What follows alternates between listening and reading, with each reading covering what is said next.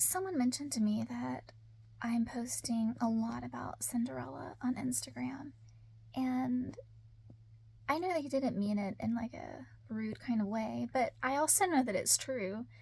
And I just want to talk about it for a little bit because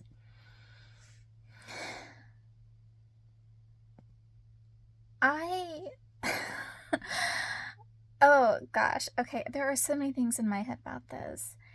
I think what mostly I want to say is that, well, I want to say a few things. First of all, this whole being autistic thing, you know how autistic people, neurodivergent people, we have these things called special interest, which is a stupid name. I hate it. We need to come up with a better name for it. Um, at any rate, that's what it's called. And these are things that we can fixate on and get obsessed over, things like that. And I mean, of course, I have several of these, and they fluctuate and they come and go, etc. But one that does not ever go away and that is just like so intense for me is this creating story ballets for students.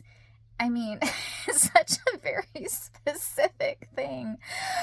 I know this, but it's true. So there's that piece of it, right?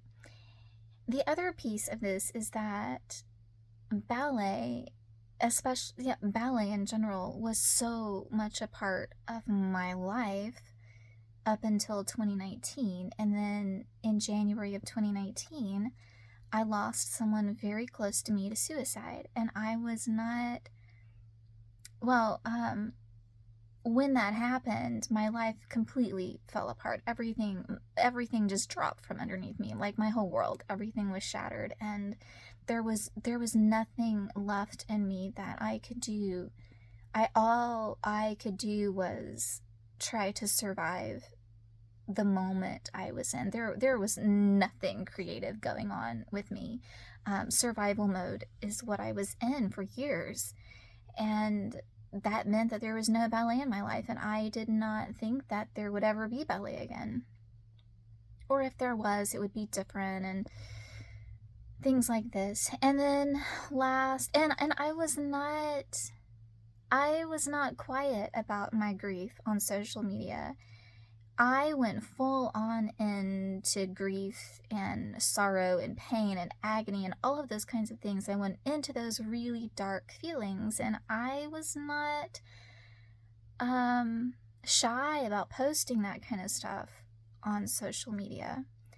And then last December, last year, I was given the opportunity to direct a ballet on some ballet students, and it turned out to be I knew it was going to be a good thing for me, but it turned out to be a really good thing for me that just opened my creativity again. It's things that I didn't think I would ever be able to do again. It was like, yeah, this is still here. Ballet is still here for you. It never went away. It was just kind of waiting for you to come back.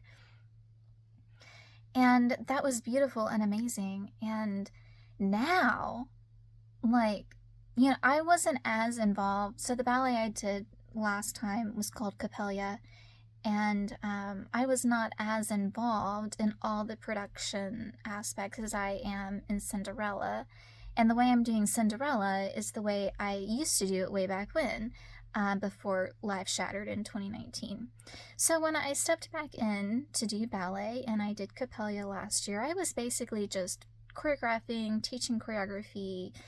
Like, it was kind of low-key, you know, there wasn't a lot. And then when I saw it on stage, and I was in the sound booth with the headset on, and I was calling cues, and I was just really taken back to my days prior to the trauma, and remembering that there is so much of me that was ready to live again.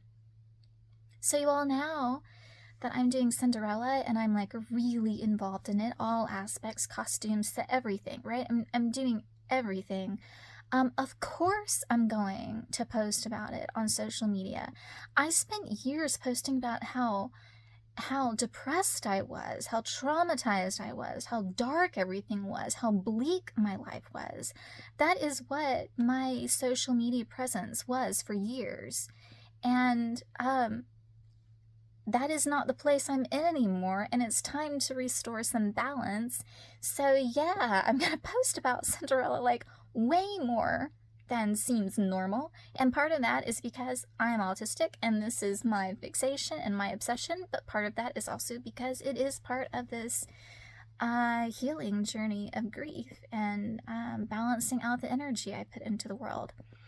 If it is annoying to you or you get tired of it, hide me, block me, unfollow me, do whatever you need to do so that you have a lovely social media experience, and I will do what I need to do so that I have a lovely social media experience too.